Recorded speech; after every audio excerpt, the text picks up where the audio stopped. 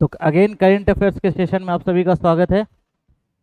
Friends, आप लोग को जैसा कि पता होगा कि हमारी करंट अफेयर्स की सीरीज चल रही है और आप लोग भी 71वीं बीपीएससी के लिए तन मन से लगे होंगे। बहुत कम समय है, पूरा एकदम बढ़िया से तैयारी करना है और इस बार रिजल्ट ले लेना है, राइट। तो शुरू करते हैं, ज़्यादा टाइम नहीं बर्बाद करते हुए सीधे टॉपिक्स के ऊपर आते हैं और देखते हैं कि टॉपिक्स में क्या कह रहा है। तो पहला क्वेश्चन है कि भारत ने मई 2025 में किस देश के साथ स्वच्छ ऊर्जा और हरित सहयोग के लिए एक नए समझौता ज्ञापन पर हस्ताक्षर किया है। ठीक है, देखो ये नया समझौता ज्ञापन नहीं है, आपको बता देता हूँ, इंग्लिश में थोड़ा बेहतर लिखा हुआ है, रीन्यू किया गया है। ये पहले से भारत ने एक एमओयू साइन किया हुआ था। भारत ने किसके साथ? तो डेनमार्क के साथ, कि हम लोग क्लीन एनर्जी के ऊपर, ग्रीन एनर्जी के ऊपर काम करेंगे, जो कि भारत ने लक्ष्य भी रखा है कि 2070 तक भारत को नेट कार्बन न्यूट्रल बनाना है। पेरिस एग्रीमेंट के अंदर आप सभी को पता होगा कि ये लक्ष्य रखा गया था कि 2070 तक क्या बनाना है, भारत को नेट कार्बन न्यूट्रल बनाना है। तो उसके अंतर्गत उसी के तहत 2020 में भारत और डेनमार्क के साथ एक एमओयू किया गया था, जिसमें काफ़ी डेवलपमेंट भी हुआ, काफ़ी टेक्नोलॉजीज एक्सचेंज हुई और उसी को एक्सटेंड किया गया है। तो ये नया समझौता नहीं है, ये रिन्यूअल है, एक्सटेंशन है। ठीक है, ये एक्सटेंशन है जो पहले से एमओयू पे साइन किया गया था उसका। तो answer will be Denmark. I hope आप लोगों को समझ में आ रहा होगा। नेक्स्ट क्वेश्चन है, संयुक्त राज्य अमेरिका ने हाल ही में किस देश के साथ दुर्लभ मृदा खनिजों के लिए जिसको हम लोग क्या बोलते हैं इंग्लिश में, इसको रेयर अर्थ मिनरल्स कहते हैं, ठीक है, एक आर्थिक समझौते पर हस्ताक्षर किया है। तो पहली बात तो ये समझना कि रेयर अर्थ मिनरल का मतलब क्या है। आप लोगों में से अधिकांश लोग ये समझते होंगे कि रेयर अर्थ मिनरल का मतलब क्या है, कि ऐसा मिनरल जो कि अर्थ के क्रस्ट में काफी या अर्थ के अंदर काफी रेयरली पाया जाता होगा, काफी कम पाया जाता होगा, लेकिन it is not so rare. ठीक है, ऐसा नहीं है कि ये अर्थ के क्रस्ट में काफी रेयर है, एम्पल अमाउंट पाया जाता है, ठीक ठाक अमाउंट पाया जाता है। तो क्वेश्चन ये अराइज होता है कि इसको क्यों कहते हैं रेयर।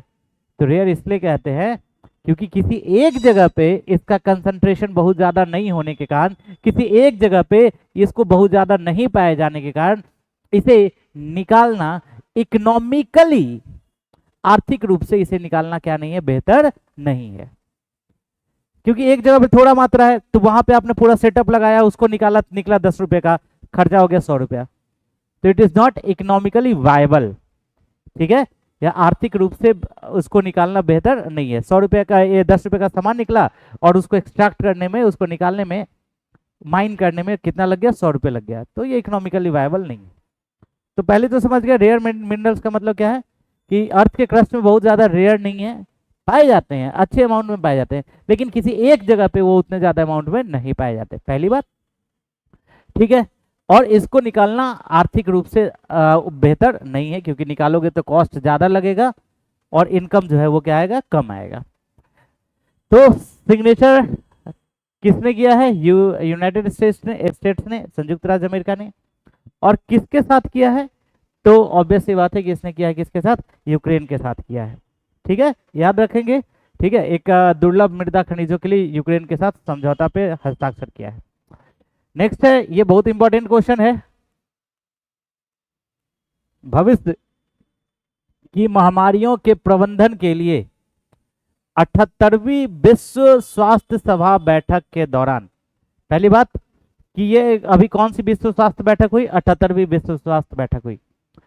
WHO द्वारा अपनाए गए पहले वैश्विक समझौते, यहां पर एक और क्वेश्चन है कि ये WHO द्वारा अपनाया गया पहला वैश्विक समझौता है। वैश्विक समझौता का मतलब क्या होता है, जो कि उसके जितने भी सदस्य देश होते हैं उन सभी के द्वारा मान्य होता है। तो पहला वैश्विक समझौता का नाम क्या है?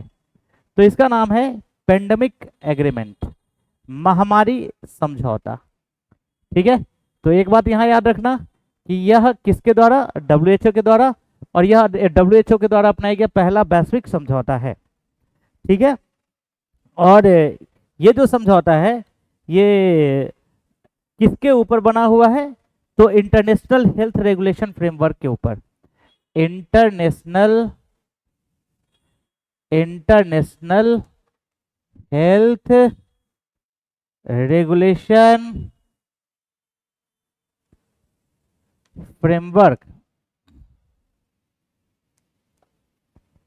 इंटरनेशनल हेल्थ रेगुलेशन फ्रेमवर्क के ऊपर बना हुआ है। ठीक है, और ग्लोबल हेल्थ कोऑपरेशन को बढ़ाना, स्वास्थ्य के क्षेत्र में वैश्विक सहयोग को बढ़ाने के लिए, ठीक है, स्वास्थ्य के क्षेत्र में वैश्विक सहयोग को बढ़ाने के लिए, ठीक है, और आप देखेंगे तो सहयोग और संबंध को बढ़ाने के लिए यह समझौते को किया गया है। महामारी समझौता कि अगर महामारी आती है, पेंडेमिक आता है, तो उस समय किसी एक, हम लोग देश को अलग अलग एंटिटी नहीं मानेंगे, उस समय पूरा विश्व एक संपूर्ण रूप से इस महामारी के अगेंस्ट क्या करेगा, लड़ेगा। ठीक है, तो ये डब्ल्यूएचओ के द्वारा किया गया है, नाम है पेंडेमिक एग्रीमेंट, और ये किसका कौन सा समिट था, तो 78 समिट था, और ये फर्स्ट ग्लोबल एग्रीमेंट है जो कि किसके द्वारा अडॉप्ट किया गया है, डब्ल्यूएचओ के द्वारा। नेक्स्ट है विदेश में भगवान हनुमान जी की, हनुमान जी, जय हनुमान जी। ठीक है, तो हनुमान जी की 16 फुट ऊंची प्रतिमा का अनावरण किया गया है। ठीक है, आप लोगों में से सब लोग को हनुमान चालीसा याद है, बताना।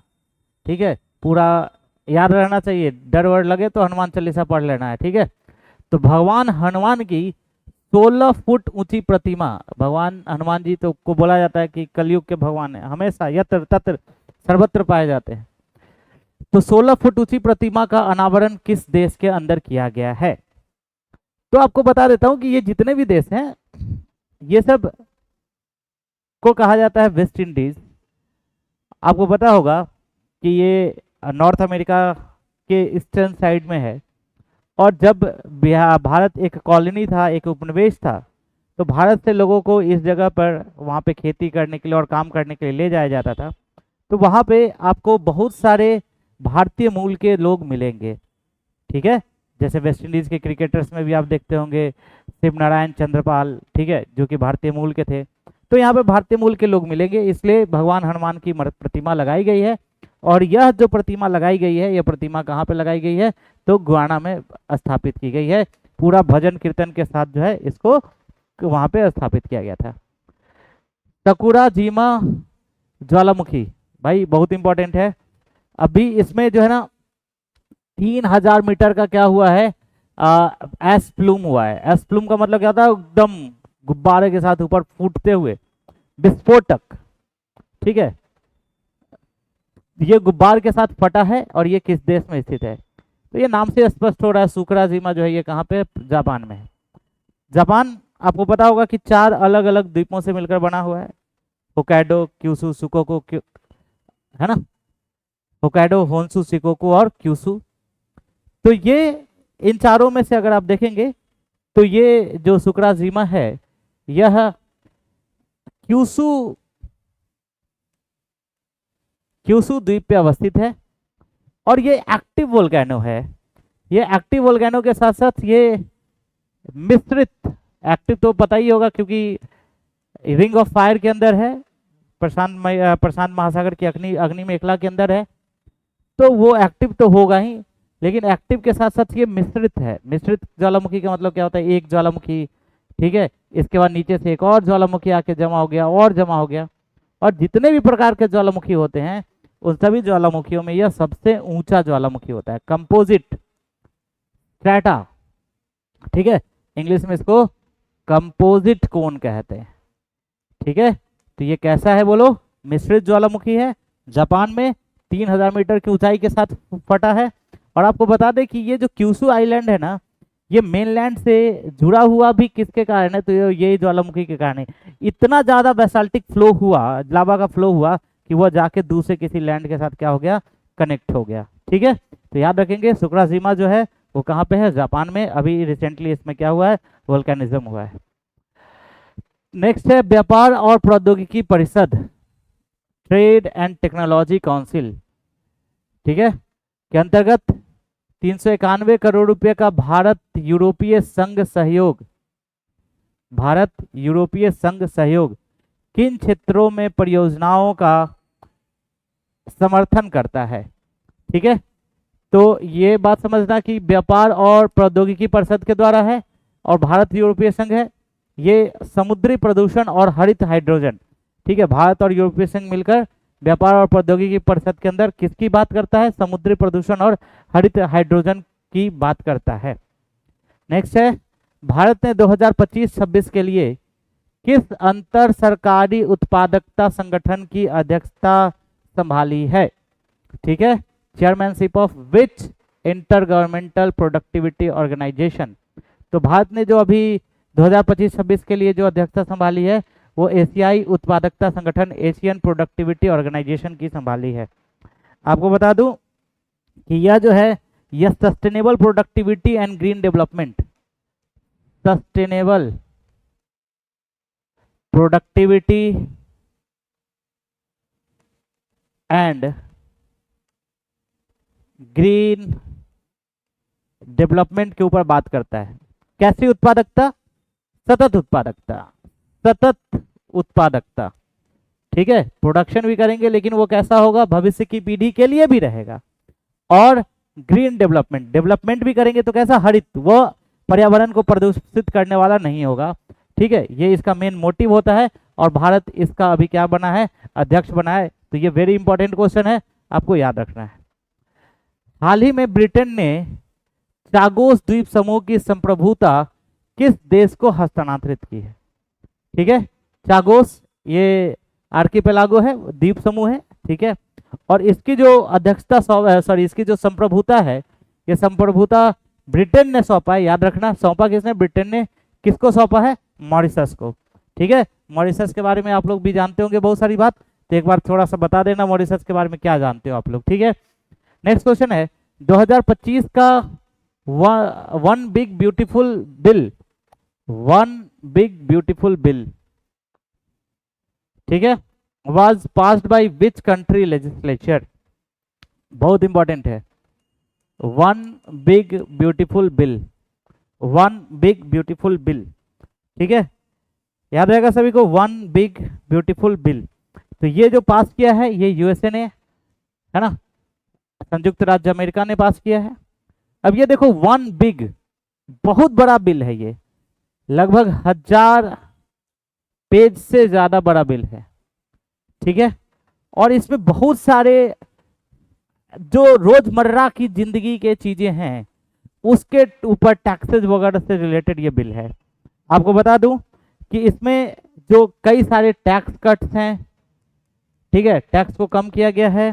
इसके अलावा ऑफर्स हैं, टैक्स रिलीफ्स हैं, ठीक है, ऑफर्स हैं, मिडिल क्लासेस के लिए भी ऑफर्स हैं बहुत सारे इसमें, ठीक है, मिडिल इनकम ग्रुप के लिए फंड दिया गया है, बॉर्डर सिक्योरिटी के लिए, मिलिट्रीज के लिए।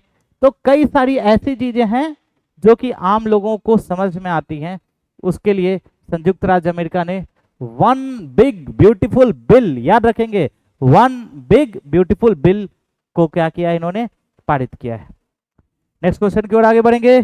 कौन सा देश न्यू डेवलपमेंट बैंक, किसका बैंक है जी ये? न्यू डेवलपमेंट बैंक, ठीक है, ब्रिक्स देशों का है, ठीक है, कौन से देश, किस देश का है बोलो? ब्रिक्स देशों का है। और आप देखेंगे तो ब्रिक्स नेशन ने ही मिलकर 2015 में एनडीबी का एस्टैब्लिशमेंट किया था 2015 में, ठीक है, याद रखेंगे सभी लोग। और ये जो बनाया गया था, क्यों बनाया गया था? एक फंड को जमा करना है, किस चीज के लिए? फॉर इंफ्रास्ट्रक्चर, अवसंरचना के लिए फंड को जमा करना है, पैसा को जमा करना है, ठीक है, एंड सस्टेनेबल डेवलपमेंट, सतत विकास के लिए फंड को जमा करना है, ठीक है। तो 2015 में न्यू डेवलपमेंट बैंक बना था, ठीक है, किस चीज के लिए इसमें फंड रखा गया है? इंफ्रास्ट्रक्चर के लिए और सस्टेनेबल डेवलपमेंट के लिए रखा गया है। अभी इसमें जो 9th कंट्री जो जुड़े हैं, 9th मेंबर लिखा भी होगा, 9th मेंबर जो जुड़े हैं वो है, उनका नाम है अल्जीरिया। ठीक है, ये 9th मेंबर है। और इसमें जो ब्रिक्स के 5 नेशंस हैं उन्होंने मिलकर इसमें क्या किया था, फंड को बनाया था। नेक्स्ट क्वेश्चन है, केंद्र सरकार ने आगामी राष्ट्रीय जनगणना में जाति आधारित जनगणना कराने की मंजूरी दे दी है। ठीक है, पहली पिछली पूर्ण जाति जनगणना कब हुई थी, तो 1931 में। ये क्वेश्चन एक बार और मैं डिस्कस कर चुका हूँ, आई होप आपको याद होगा। इससे पहले भी 2011 में भी हुआ था, लेकिन उसके रिपोर्ट्स नहीं लाए गए थे, तो याद रखना। नेक्स्ट क्वेश्चन है, शासन और परियोजना प्रगति। ठीक है, प्रगति वेरी इंपॉर्टेंट। प्रगति पर नजर रखने के लिए प्रधानमंत्री मोदी की अध्यक्षता वाले मंच प्रगति याद रखोगे, प्रगति का पूरा नाम क्या है। ठीक है, इसका पूरा नाम क्या है, तो इसका नाम है proactive governance and timely implementation. Pragati, PRGTI। ठीक है, प्रगति है ना, proactive governance and timely implementation. मतलब क्या है, जो सरकार परियोजनाएं बना रही है, परियोजनाओं को तो लॉन्च हम लोग कर देते हैं, लेकिन उसका हम लोग नहीं देख पाते हैं कि ये कितना इम्प्लीमेंटेड है, सही तरीके से चल रहा है नहीं चल रहा है, उसका रिपोर्टिंग नहीं रख पाते हैं। तो उसी की रिपोर्टिंग के लिए सक्रिय शासन और समय पर कार्यान्वयन परियोजना का नाम है। नेक्स्ट परियोजना है, भारत के चिप छठे चिप निर्माण संयंत्र के हिस्से के रूप में नव स्वीकृत एचसीएल फॉक्सकॉन सेमीकंडक्टर इकाई कहाँ स्थित है। पहले तो एक बात बताओ, भारत में अभी तक आपको पता होगा कि सेमीकंडक्टर का प्रोडक्शन नहीं होता था। हमने सेमीकॉन मिशन स्टार्ट किया और उसके बाद हमने सेमीकंडक्टर चिप्स का प्रोडक्शन स्टार्ट किया। आपको पता होगा कि कोविड के समय जो गाड़ियां हैं वो मिलनी एकदम बंद हो गई थी। क्यों बंद हो गई थी, क्योंकि क्या नहीं था, हमारे पास चिप्स नहीं आते थे। हम लोग अधिकतर, इनफैक्ट पिछले साल तक हम लोग मैक्सिमम चिप का आयात करते थे।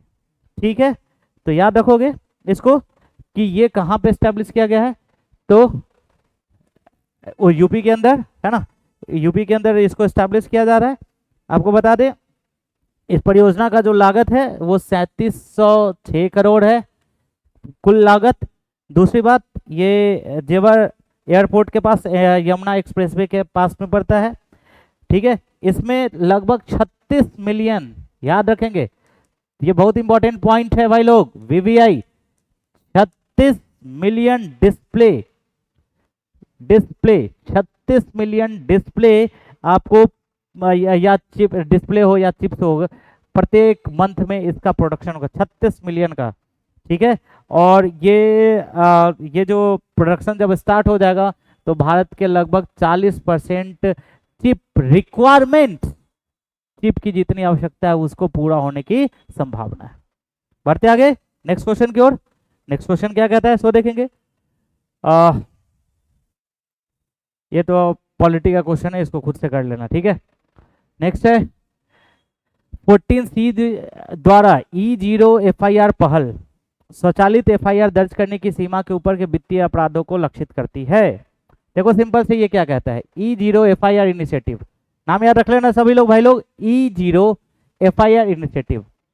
और ये है किसके अंतर्गत, तो 14C टारगेट के अंदर। मतलब क्या कहता है कि अगर इससे ऊपर का कोई साइबर अपराध किया गया तो उसके लिए अलग से FIR दर्ज कराने की आवश्यकता नहीं है ना। एक अमाउंट है, उससे ऊपर का अगर कोई साइबर अपराध, साइबर वित्तीय अपराध किया गया तो उसके लिए FIR करने की जरूरत नहीं, वो खुद ब खुद क्या हो जाएगा, FIR हो जाएगा। और ये इसका वित्तीय सीमा क्या है, तो 10 लाख रुपए है। अगर कोई 10 लाख रुपए से ज्यादा का साइबर फ्रॉड करता है तो उस व्यक्ति के खिलाफ खुद ब खुद FIR लॉन्च हो जाएगा, सॉरी। नेक्स्ट है मेरा युवा भारत, माई भारत प्लेटफॉर्म किसकी जयंती पर लॉन्च किया गया, तो ये लॉन्च किया गया था सरदार वल्लभ भाई पटेल की जयंती के ऊपर लॉन्च किया गया था। ठीक है, ये 31 अक्टूबर 2023 को लॉन्च किया गया था। और ये Ministry of youth ministry of youth affairs के अंदर इसको लॉन्च किया गया है। ठीक है, और यह जो है यूथ को प्रमोट करने के लिए, यूथ को एम्पावर करने के लिए और 2047 तक विकसित भारत के लक्ष्यों को पूरा करने के लिए इस इनिशिएटिव को लाया गया है। क्योंकि हमारा जो आपको पता होगा कि भारत अभी जननांकिकी लाभांश की स्थिति में है। भारत अभी उस स्थिति में है जहां पर जो डिपेंडेंट पॉपुलेशन है उसकी जनसंख्या कम है, जो वर्किंग पॉपुलेशन है उसकी जनसंख्या ज्यादा है। और यही वो स्थिति होती है जब कोई देश विकासशील देश से विकसित देश बनता है। लेकिन यह तब हो सकता है जब हमारे युवा जो हैं उनके पास क्या हो, कौशल हो। तो उसी के लिए मेरा युवा भारत, माई भारत प्लेटफॉर्म को लॉन्च किया गया है, भारत के युवाओं को क्या करने के लिए, सुदृढ़ करने के लिए और इंडिया @47 के लक्ष्यों को पूरा करने के लिए। नेक्स्ट क्वेश्चन, भारत का पहला गहरे पानी का कंटेनर ट्रांसशिपमेंट पोर्ट जिसका उद्घाटन हाल ही में किया गया, ये कहाँ पे किया गया है? ये किया गया केरल में, विंझिंगम केरल के अंदर मालाबार कोस्ट के पास में है। ठीक है, याद रहेगा ये भारत का पहला जो है वो ट्रांसशिपमेंट पोर्ट है। और आप देखेंगे तो ये पीपीपी मॉडल के थ्रू बनाया गया है और इसमें जो प्राइवेट ग्रुप्स हैं उसमें अडानी ग्रुप ये काफ़ी इम्पोर्टेंट है।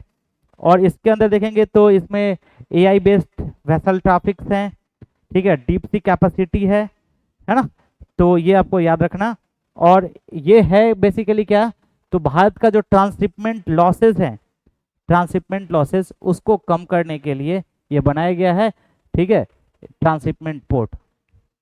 नेक्स्ट है, भारत द्वारा हाल ही में जारी किए गए नोटम ने किस देश के विमानों के लिए हवाई क्षेत्र में प्रवेश प्रतिबंधित कर दिया है? ठीक है, तो ये तो ऑब्वियस सी बात है, ये कौन होगा, पाकिस्तानी होगा। ठीक है, ये सब काम यही करता है। ठीक है, इसको तो पूरे देश को ही बैन कर देना चाहिए, क्या ही हुआ है, लेकिन ऐसे बैन करना चाहिए कि दिखे नहीं दुनिया के नक्शे पे। ठीक है, तो भारत द्वारा हाल ही में जारी किया गया नोटम। ठीक है, तो अब इसके बारे में थोड़ा बता देता हूँ। इसका नाम है notice to air missions. Notice to air missions. ठीक है, और इसके अंदर आप देखेंगे तो मिलिट्री एयरक्राफ्ट है और ये जो है ये सिक्योरिटी कंसर्न से कनेक्टेड है और इसको इशू किया गया है डीजीसीए के द्वारा, आपको पता होगा, है ना। चलो नेक्स्ट क्वेश्चन की ओर आगे बढ़ेंगे। न्यायमूर्ति अभय एस ओका और न्यायमूर्ति उज्जवल भुआन की सर्वोच्च न्यायालय की पीठ ने हाल ही में निम्नलिखित में से किस मामले में से संबंधित दिल्ली उच्च न्यायालय के आदेश को पलट दिया है? इंपॉर्टेंट है, दिल्ली उच्च न्यायालय का आदेश था और उसको चेंज कर दिया गया है किसके द्वारा? सर्वोच्च न्यायालय की पीठ के द्वारा। तो ये है क्या, सो समझ लेते हैं। तो ये किया गया है विकिपीडिया पर, एएनआई पर विकिपीडिया सामग्री के कारण। ठीक है, तो इसमें था क्या, सो समझ लो। ये रिलेटेड है एएनआई से और इसमें डिफेमेटरी कंटेंट के बारे में कहा गया है। ठीक है, तो दिल्ली हाई कोर्ट ने ऑर्डर किया कि उस पेज को, जो विकिपीडिया की सामग्री है, उसको डाउन करने के लिए, हटा देने के लिए। लेकिन सुप्रीम कोर्ट ने किसी का डिफेमेटरी था तो सुप्रीम कोर्ट ने उस फैसले को पलट दिया कि नहीं भाई, ये जो है अगर आप किसी को बता रहे हैं, किसी के बारे में बोल रहे हैं, उसकी रियलिटी बता रहे हैं, तो यह article 19(1)(a freedom of speech and article 21(a) के तहत आता है। ठीक है, और इसलिए उन्होंने जो दिल्ली उच्च न्यायालय का जो आदेश था उस न्यायालय के आदेश को पलट दिया है। तो आपको याद क्या रखना प्रीलिम्स के लिए, एएनआई से रिलेटेड है और विकिपीडिया सामग्री से रिलेटेड है। नेक्स्ट, अच्छे क्वेश्चन है, सब इंपॉर्टेंट है पॉइंट ऑफ व्यू से, एग्जाम के पॉइंट ऑफ व्यू से।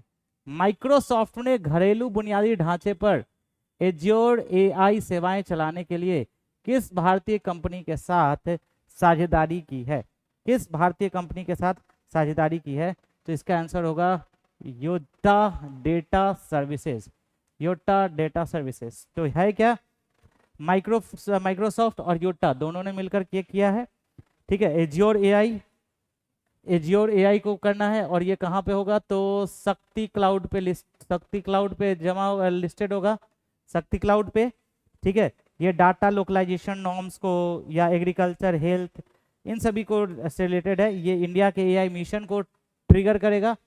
तो घरेलू बुनियादी ढांचे पर एज्योर एआई सेवाएं चलाने के लिए किस भारतीय कंपनी के साथ साझेदारी की है, तो योटा डेटा सर्विसेज। एनएसएस के 80वें दौर के तहत जुलाई 2025 में कौन सा प्रमुख राष्ट्रव्यापी सर्वेक्षण शुरू होने वाला है। ठीक है, तो इसका जो आंसर होगा राष्ट्रव्यापी सर्वेक्षण वो होगा नेशनल हाउस होल्ड ट्रेवल सर्वे, राष्ट्रीय घरेलू यात्रा सर्वेक्षण। सब जगह घूम फिर के देखा जाएगा। ठीक है, 2025 में शुरू होगा और ये मिनिस्ट्री ऑफ रेलवेज के हेल्प से शुरू किया जाएगा। और इसमें क्या है कि भारत कैसे घूमता है, भारत के लोग कैसे घूमते हैं, कौन कौन सी कठिनाइयों का सामना करना पड़ता है, ये सारा चीज उसके अंदर होगा। याद रखेंगे, राष्ट्रीय घरेलू यात्रा सर्वेक्षण। नेक्स्ट है, प्रधानमंत्री मोदी द्वारा लॉन्च किया गया भारतीय रेलवे का पहला 900 HP का इलेक्ट्रिक लोकोमोटिव किस लोकोमोटिव श्रृंखला का हिस्सा है।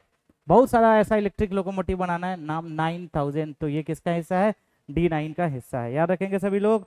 और ये कहाँ पे बनाया जा रहा है, दाहोद में, गुजरात, दाहोद गुजरात के अंदर बनाया जा रहा है। ठीक है, और इसमें जो इन्वेस्टमेंट टोटल लगेगा 21,405 करोड़ का लगेगा। और इससे क्या होता है कि लगभग 5000 टन को खींचा जा सकता है, 120 किलोमीटर तक स्पीड जा सकता है। और ये काफी अच्छा लोकोमोटिव होने वाला है, लोकोमोटिव इंजन होने वाला है। नेक्स्ट क्वेश्चन है, एआई और साइबर सुरक्षा में महिलाओं के लिए NCW द्वारा शुरू की गई डिजिटल साक्षरता पहल का नाम क्या है। तो इसका नाम है यशोदा AI अभियान। ठीक है, महिलाओं को क्या सिखाना है, साइबर सुरक्षा के बारे में, आर्टिफिशियल इंटेलिजेंस के बारे में। ठीक है, ये किसके द्वारा शुरू किया गया, NCW के द्वारा। और इसका नाम क्या है, यशोदा AI अभियान इसका नाम है। आप लोग याद रखेंगे, यशोदा मैया। ठीक है, और ये लॉन्च जो किया गया है, ये लॉन्च किया गया है महात्मा ज्योतिबा राय फुले यूनिवर्सिटी है ना, रोहिलखंड के अंदर, उसको शुरू किया गया है। ठीक है, और ये है क्या, इस मिशन का क्या है, मोटिव क्या है, तो अगेन विकसित भारत अभियान और जेंडर इक्वलिटी यानी कि जो लैंगिक समानता है उसको एस्टैब्लिश करना। नेक्स्ट क्वेश्चन है, नमूना पंजीकरण प्रणाली रिपोर्ट 2021 जो MMR IMR, ठीक है, मातृत्व मृत्यु दर, शिशु मृत्यु दर, TFR टोटल फर्टिलिटी रेट में गिरावट दर्शाती है, यह किस प्राधिकरण के द्वारा जारी किया गया है। तो इसे जारी किया गया है रजिस्ट्रार जनरल ऑफ इंडिया के द्वारा। एक दिन और मैंने ये क्वेश्चन बताया था कि इसको किसके द्वारा शुरू किया गया है, रजिस्ट्रार जनरल ऑफ इंडिया। इसलिए ज़्यादा डिस्कशन नहीं। डिजी पिन और पिन कोड अपग्रेड प्लेटफॉर्म याद रखेंगे सभी लोग, किस संस्थान द्वारा विकसित किए गए थे। ये विकसित किया गया है IIT हैदराबाद के द्वारा शुरू किया गया है। ठीक है, और इसके साथ NRSC national remote sensing centre ISRO के द्वारा, ठीक है, IIT Hyderabad and NRSC national remote sensing centre, national remote sensing centre इसके द्वारा इसरो के साथ शुरू किया गया है। याद रखेंगे सभी लोग। नेक्स्ट क्वेश्चन की ओर आते हैं। खुफिया जानकारी साझा करने के लिए 500 करोड़ रुपए के लिए नए मल्टी एजेंसी सेंटर MAC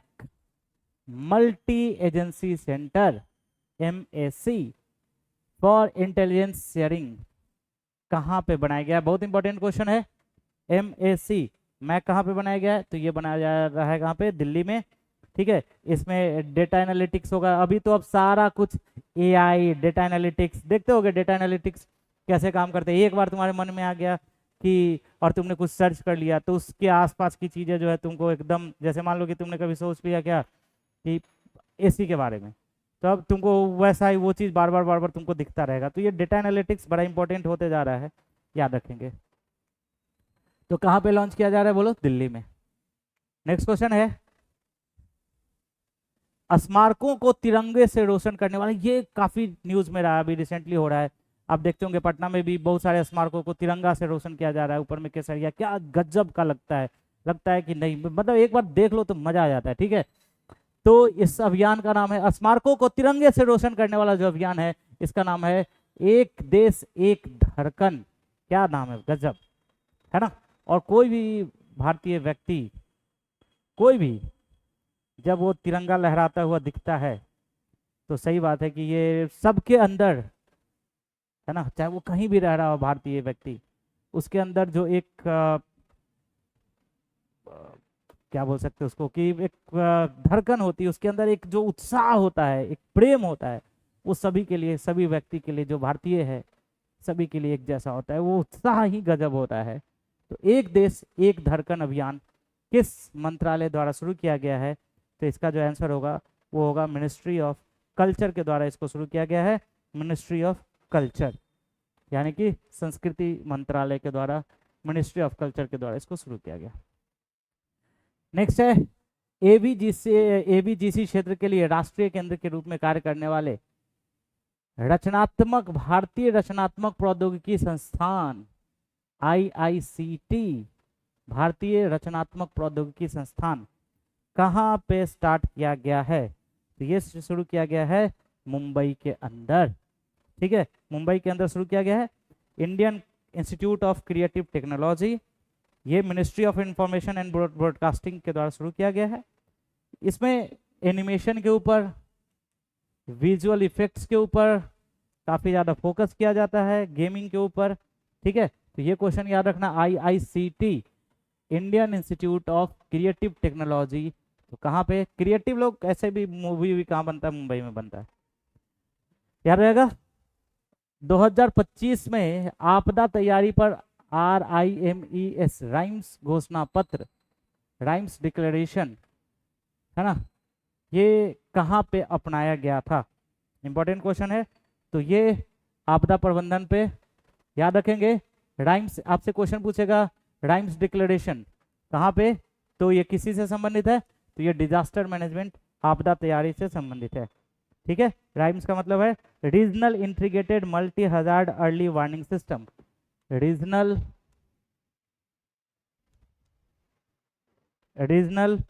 ठीक है, उसके बाद regional integrated multi hazard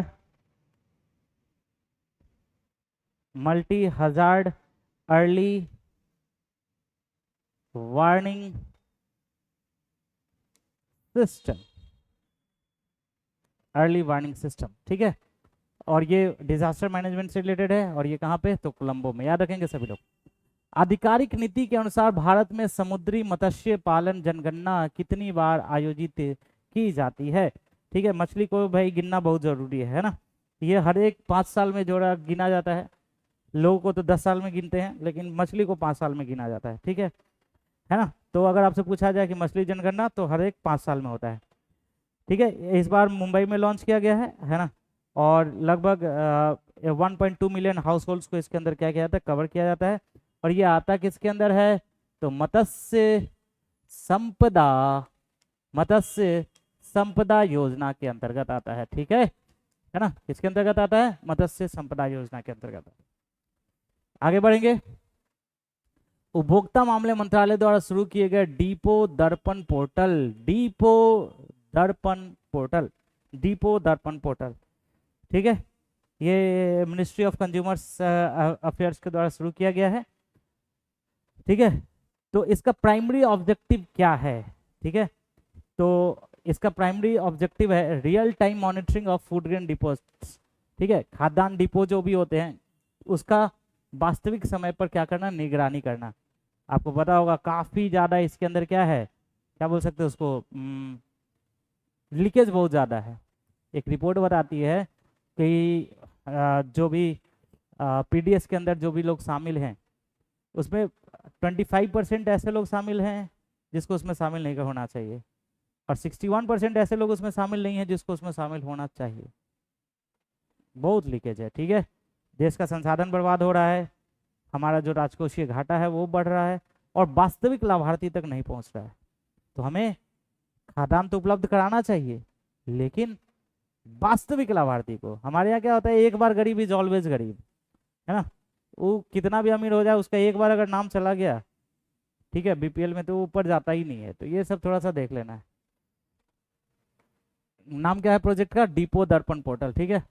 next है, मई 2025 में प्रधानमंत्री मोदी द्वारा 10 करोड़ रुपए की शहरी गैस वितरण परियोजना, देख रहे होगे पाइप लग रहा है हर जगह, का शुभारंभ कहाँ पे किया गया था। तो ये अलीपुर द्वार से शुरू किया गया था, पश्चिम बंगाल में। पहली बार जो है ये लगाया गया था अलीपुर द्वार और कूच बिहार में। तो अगर ऑप्शन में कूच बिहार भी रहे, वो भी पश्चिम बंगाल में भी आता है, कहीं आता है। तो इसकी शुरुआत की गई थी अलीपुर द्वार से, याद रखेंगे। बोडो के जनक के रूप में लोकप्रिय हैं, ठीक है, फादर ऑफ द बोडो। तो इस उपेंद्रनाथ ब्रह्मा जो है इसके जनक के रूप में फेमस है, ये ध्यान रखेंगे। भारत के नए बायोमेट्रिक पासपोर्ट डेटा भंडारण और सुरक्षा के लिए किस तकनीक का प्रयोग किया जा रहा है। तो टेक्निक का नाम है RFID, ठीक है, इंफ्रारेड। एक बार उसको चेक कर लेने के बाद पता चल जाता है, RFID टेक्नोलॉजी पता होगा आप लोग को। लैंगिक सुरक्षा को बढ़ावा देने के लिए 1000 से अधिक कॉलेजों में campus calling, very important, campus calling कार्यक्रम किसने शुरू किया है। ये शुरू किया है राष्ट्रीय महिला आयोग ने, NCW ने इसको शुरू किया है। और इसका मोटिव है कि जो कॉलेज कैंपसेज हैं वहाँ पे जो सेक्सुअल हैरेसमेंट होते हैं उसके अगेंस्ट अवेयरनेस फैलाना, साइबर क्राइम के प्रति अवेयरनेस फैलाना, ठीक है, और कॉलेज कैंपसेज में सेफ्टी कंसर्न्स को लेकर इसके लिए शुरू किया गया है। मतलब क्या कि ये जेंडर इक्वलिटी से रिलेटेड है। और NCW के साथ युवा मंथन करके एक और ग्रुप था, युवा मंथन, वो भी इसमें शामिल था। तो याद रखेंगे सभी लोग। और नेक्स्ट क्वेश्चन की ओर आगे बढ़ेंगे। हाल ही में किस राज्य ने एक एकीकृत जल पार्क की आधारशिला रखी है। जल park, water park, aqua park. तो ये एक्वा पार्क कहाँ बनाया जा रहा है, बोलो। त्रिपुरा के अंदर एक्वा पार्क बनाया जा रहा है, याद रखेंगे। लगभग 42.4 करोड़ में पैसा लगा के बनाया जा रहा है त्रिपुरा के अंदर, ठीक है। और कोल्ड स्टोरेज, मार्केटिंग, ट्रेनिंग, इन सभी से रिलेटेड इसमें काम किया जाएगा। नेक्स्ट पॉइंट है, नेक्स्ट क्वेश्चन है, राष्ट्रपति जोआओ लोरेंको की यात्रा के दौरान भारत ने किस अफ्रीकी देश के साथ ऊर्जा, रक्षा, अंतरिक्ष, आयुर्वेद और कृषि क्षेत्र में समझौता ज्ञापन पर हस्ताक्षर किए हैं। तो भारत ने अंगोला के साथ बहुत दिन के बाद आए थे अंगोला के राष्ट्रपति, ठीक है। तो इस पे बहुत सारा समझौता पे हस्ताक्षर हुआ है। चुनाव संबंधी सेवाओं को एकीकृत करने के लिए ECI द्वारा विकसित, इलेक्शन कमीशन ऑफ इंडिया द्वारा विकसित किए जा रहे डिजिटल प्लेटफॉर्म का नाम क्या है। इंपॉर्टेंट है, ठीक है। डिजिटल प्लेटफॉर्म का नाम क्या है, याद रखेंगे सभी लोग। इसका नाम है ECI net, election commission of India net इसका नाम है, ठीक है, याद रहेगा सभी को। नेक्स्ट क्वेश्चन है, CBI द्वारा शुरू किया गया ऑपरेशन हॉक किस अपराध से निपटने के लिए है, ठीक है, किस अपराध से निपटने के लिए है। तो ये ऑनलाइन बाल शोषण, ऑनलाइन चाइल्ड एक्सप्लॉयटेशन से संबंधित है। Operation Hawk online child exploitation से रिलेटेड है, ठीक है। और अभी रिसेंटली 2 को अरेस्ट भी किया गया है। नेक्स्ट क्वेश्चन है, इन रोड पहल के तहत शुरू की गई iSpeed परियोजना मुख्य रूप से किस क्षेत्र से संबंधित है, ठीक है। तो एक बात बता दूं, इन रोड ये रबर से संबंधित है। आपको बता दूं, पहले ये इन रोड पूरा पहल को ही बता देता हूँ, पहले आंसर बता देता हूँ। रबर, इस पहल के बारे में बता देता हूँ। 145 करोड़ का प्रोजेक्ट है। ये रबर की क्वालिटी, रबर के प्लांटेशन से रिलेटेड है, ठीक है। और ये इन रोड इनिशिएटिव के तहत iSpeed शुरू किया गया है, जिसमें कि रबर का जो खेत है उसको बढ़ाने की परियोजना है, और इसमें एमआरएफ जैसी टायर कंपनी जो है वो काफ़ी इसमें हेल्प कर रही है। और इसमें लगभग 1100 करोड़ का प्रोजेक्ट है, और 2 लाख हेक्टेयर में 2 लाख हेक्टेयर में रबर के खेत को बढ़ाने का, रबर के खेत को विकसित करने का ये परियोजना है इसके अंदर। आगे बढ़ते हैं नेक्स्ट क्वेश्चन की तरफ। आरबीआई की नियामक अनुप्रयोग प्रणाली के संदर्भ में प्रवाह का अर्थ क्या है? इसका अर्थ है कि जो भी आरबीआई के अंदर आएगा उनको ये सारी चीजों को फॉलो करना पड़ेगा। तो it is the platform for regulatory application validation and authorisation. जो भी आरबीआई के तहत हैं, जो भी संस्थाएं, उन्हें नियामक अनुप्रयोग सत्यापन और प्राधिकरण के लिए ये प्लेटफॉर्म बनाया जा रहा है प्रवाह। नेक्स्ट है यूएसटीआर की 2025 की विशेष 301 रिपोर्ट। याद रखेंगे भारत को किस श्रेणी में रखा गया है, तो भारत जो है प्राथमिकता निगरानी सूची में है, प्रायोरिटी वॉच लिस्ट के अंदर है भारत।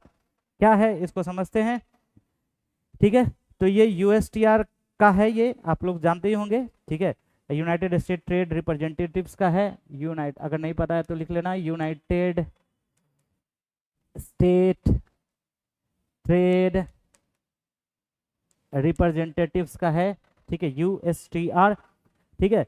और इसमें इंटेलेक्चुअल प्रॉपर्टी राइट्स जो होते हैं उसको प्रोटेक्शन देना, उसको बचाना, और उसके अंतर्गत भारत को जो है प्राथमिकता निगरानी सूची के अंतर्गत रखा गया है कि देखना है भारत में क्या क्या हो रहा है। नेक्स्ट है ऑरेंज इकोनॉमी, भाई बहुत इंपॉर्टेंट है, वीवीआई ऑरेंज इकोनॉमी। भाई लोग, ऑरेंज इकोनॉमी शब्द का क्या अर्थ है, जैसा कि प्रधानमंत्री ने वेब शिखर सम्मेलन में उजागर किया था।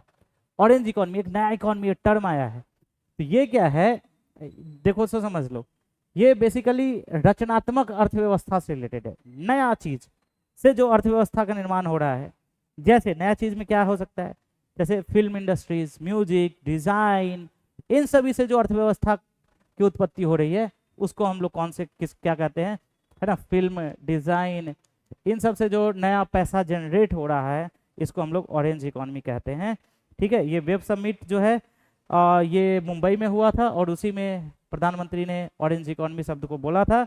और ये कल्चरल एक्सपोर्ट से रिलेटेड है कि हम लोग का जैसे मूवीज बनाया विदेशों में चल रहा है तो वहाँ से पैसा आ रहा है, हमने कोई डिजाइन बनाया विदेशों में बेचा, वहाँ से पैसा आ रहा है। तो दिस इज रिलेटेड विद जो क्रिएटिव इकोनॉमी है उससे रिलेटेड है। तो आंसर विल बी रचनात्मक अर्थव्यवस्था।